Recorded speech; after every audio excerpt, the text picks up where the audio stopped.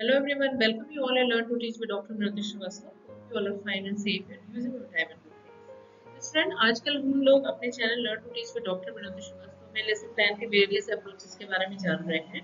और पिछली जो वीडियो थी इसमें हमने हर्बर्टियन लेसन अप्रोच के बारे में जाना था और आज जिसमें मैं बात करने वाली हूँ आप लोग से वो है ब्लूम्स और इवैल्यूएशन अप्रोच। तो चलिए आज के टॉपिक को स्टार्ट करते हैं।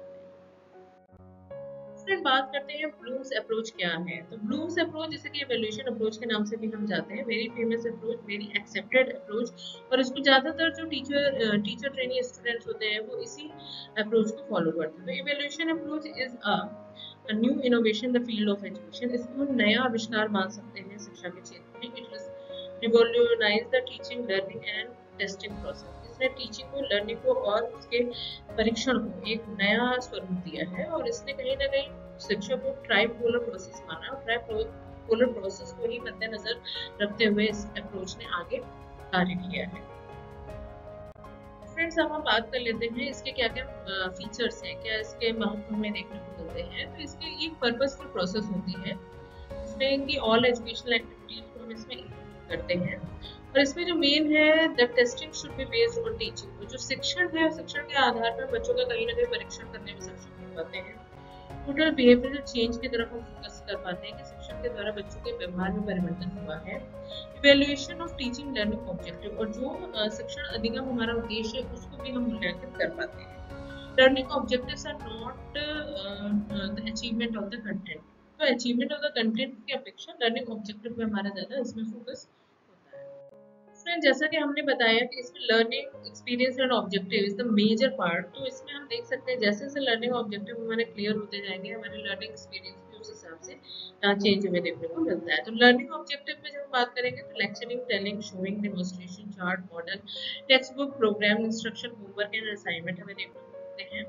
अंडरस्टैंडिंग ऑब्जेक्टिव में question answer, strategy, group discussion, line drawing, map, model, text book, homework, assignment, ये सारी लर्निंग एक्सपीरियंस हमें देखने को मिलते हैं। एप्लीकेशन बेस्ड ऑब्जेक्टिव पे जब हम आते हैं तो बच्चा इसमें कुछ करके दिखाता है, लाइक प्रोजेक्ट मेथड हो गया, ट्यूटोरियल हो गया, इंटरेक्शन स्ट्रेटेजी हो गई, टेक्स्ट बुक हो गया, होम असाइनमेंट या होमवर्क हो गया। तो बच्चा खुद से इसमें मतलब आगे बढ़ता है, वो करता है, तो उसको क्रिया में इन्वॉल्व किया जाता है। Last one is creativity, which is again a new innovation in this field. इसमें प्रॉब्लम सॉल्विंग आ जाता है, इंडिविजुअल एक्सपेरिमेंटेशन आ जाता है, सेमिनार एंड वर्कशॉप आ जाता है। जैसा कि हमने बात करी कि लर्निंग एक्सपीरियंस के बाद बच्चे में इसमें जो फोकस किया जाता है वो चेंज इन बिहेवियर, यानी कि बच्चे के व्यवहार में परिवर्तन हुआ है या नहीं, तो उस ऑब्जेक्टिव को क्योंकि लेके ये जो अप्रोच है वो चलता है। तो यहाँ हम देख सकते हैं लर्निंग ऑब्जेक्टिव के आधार पर क्या क्या इवैल्यूएशन डिवाइसेस हम एज अ टीचर यूज करते हैं। तो cognitive objective, oral observation, written, इसे टाइप टेस्ट हो गया, ऑब्जेक्टिव टाइप टेस्ट हो गया एंड इंटरव्यू हो गया। Then affective objective, observation, interest, inventory, attitude हो गया, वैल्यू टेस्ट हो गया, ऐसे टाइप टेस्ट हो गया और सिचुएशनल टेस्ट हो गया। Then psychomotor objective, observation, practical examination, student demonstration and interview. तो ये सारे इवैल्यूएशन डिवाइसेस हैं जो कि बच्चे की चेंज ऑफ बिहेवियर को कहीं ना कहीं फाइंड आउट करने में अपनी मदद करता है। So this is all about Bloom's, you can say Bloom's approach और evaluation approach। और ये एक innovative approach है जो कि कहीं ना कहीं एजुकेशन को ट्राइपोलर प्रोसेस मानता है और ट्राइपोलर के जो तीनों ही अंग है उस पे बहुत ज्यादा फोकस करता है। तो आई होप स्टूडेंट आपको ये टॉपिक समझ में आया होगा। फिर भी अगर आपको कोई डाउट है तो आप मेरे को कमेंट बॉक्स में जाकर कमेंट करें और शेयर करें, वहां पे हम मिलते हैं। तब तक आप अपना ख्याल रखें, फैमिली वालों का ख्याल रखें। Till then you take care yourself, bye.